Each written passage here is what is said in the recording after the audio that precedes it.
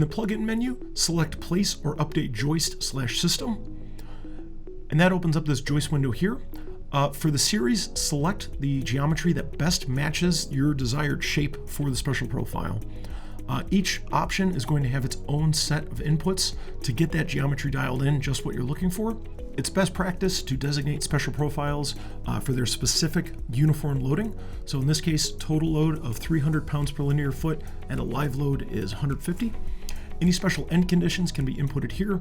And if you have multiple of these joists, you can check that joist system option to punch them in at a set spacing across the entire bay.